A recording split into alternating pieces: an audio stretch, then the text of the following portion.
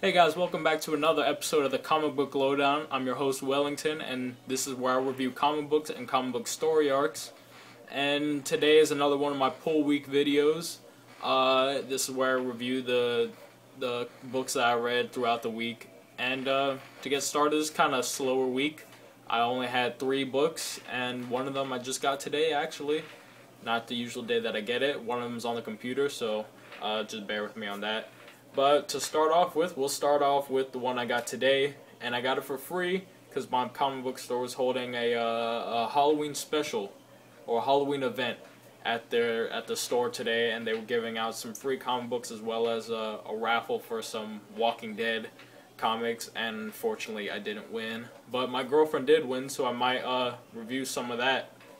But first on the list is actually Tales from the Crypt. This is old stuff. It even has the EC logo on it.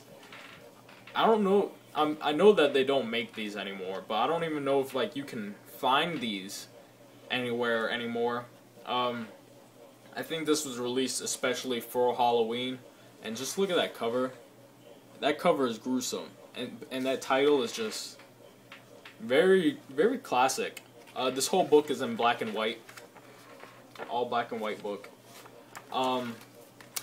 And there's 4 stories in this book. 4, by today's standards, they're not very scary at all, but they're interesting. They're fun stories to read. I wouldn't call them horror stories anymore, or terror stories or anything like that, but they're more suspense. In fact, one of the stories, the 3rd story, it actually makes you the main character by talking in all the characters are talking to you, and they refer to you as you for most of the story until they introduce what you are. And it's kind of cool. It's cool premises. Not to give much away in this. This just covers all 4 of these stories are pretty much monster stories. So there's no really gruesome type of stuff, even though there is some stuff that is pretty raunchy, and I imagine back in the time when these were coming out regularly, that was some pretty heavy stuff coming out, especially for kids to read. But yeah, they're just good stories. The Crypt Keeper always comes in at the end of the story, gives pretty much the funny lines for the story, so it's not all grim and gritty. And if I have to say, I give this 3.5 out of 5. My next 2 books are actually, I enjoyed them pretty much the same, and I enjoyed them a lot. So I'm just gonna go to the one on my computer right now, and that's Amazing Spider-Man 696. And wow, this issue is just really good. I'm not actually having any problems with this story arc. I really like the hobgoblins in this. I like the confrontation between both of them that happens in this. Last issue we left off. First, let's start off with the Madam Web stuff. Madam Web, she foresees Peter Parker's future as something bad's gonna happen, and his future is gonna end, and pretty much they both are gonna die. And then, meanwhile, I forgot his name, but a guy working for Horizon Labs, he betrays Horizon Labs, and he gives equipment to the Kingpin and Hobgoblin that makes Spider-Man's spider sense go crazy. And so now Peter Parker, his spider sense triggers for anything that's of any danger, small or large. So in that happening, the Hobgoblin, Phil Urich, picks Peter up, and he captures him, and he takes him hostage, and he brings him to the Kingpin. That's where we start off in this issue, where first Madam Web gets taken to the hospital after having a seizure from her just meltdown of the future. And then Peter Parker's he's captured by the Kingpin, and he's at the Shadowland, and they have him held hostage, and they're gonna try to get Spider-Man to come to save Peter and bring the briefcase that Spider-Man took from the Hobgoblin in the first issue of the story arc. So now we're up to speed. Not gonna give too much away in this. I'm gonna try to do no spoilers.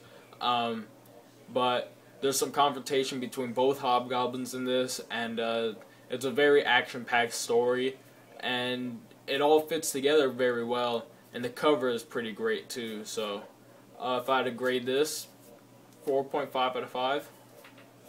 Pretty good issue, pretty solid. Art is great as well.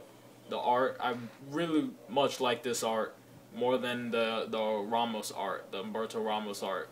I like this art a lot better.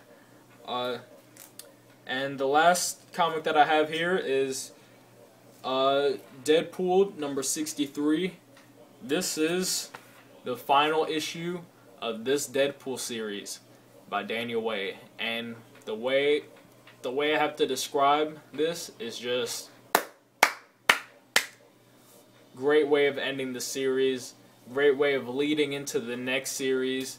And I've actually read the entire Deadpool series by Daniel Way, and for the most part, I enjoyed it very much. It's a character that I really like. I think is very funny a lot. He's very funny. Sometimes can be a little over the top, silly, but in this last story arc, there was almost none of that over the top silliness. But it was just a very well laid out story, and a lot of it was taking place from the perspective of Agent Kemp, or former Agent Kemp. The only problem I have about this is that in the final issue of this, they changed artists. They were going good with El Garza, and then they changed it to what's this guy's name? They changed it to Felipe and Dodre.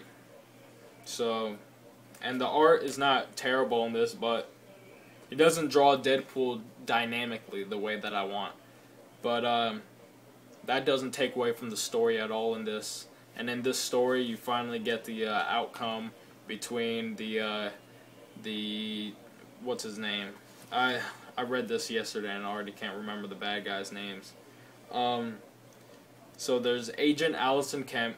That's the agent's name, the former agent from Interpol that wants revenge on Deadpool, and she hires T-Ray and where's his name?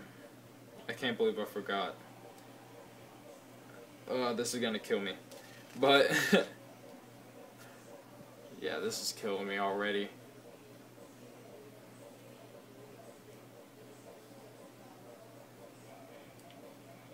Anyways, I'm not gonna find it. Anyways, she hires these two guys that are gonna be prepared to kill Deadpool, and then this is happening in earlier issues. She hires them both, and Deadpool pretty much picks them out, picks them apart in this. And I'm not gonna tell you how. I'm not gonna tell you what he does. And at the end, it's a very surprising thing that happens at the end. Very shocking, and it definitely gives a lot of explanation to if you've seen the previews to the next issue. You would think that it'd be a reboot from what happens in these, but it's not. It's just continuing. But you would. If you've seen the preview to the new Deadpools, you know what I'm talking about. And this, at the end of this, definitely sets that up.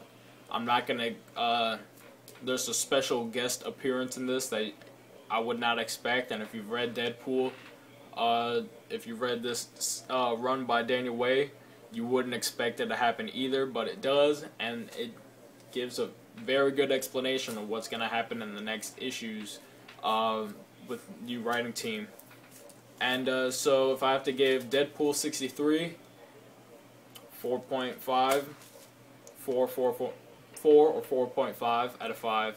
Very solid issue, very nice way of ending the run by Daniel Way, and he gives a good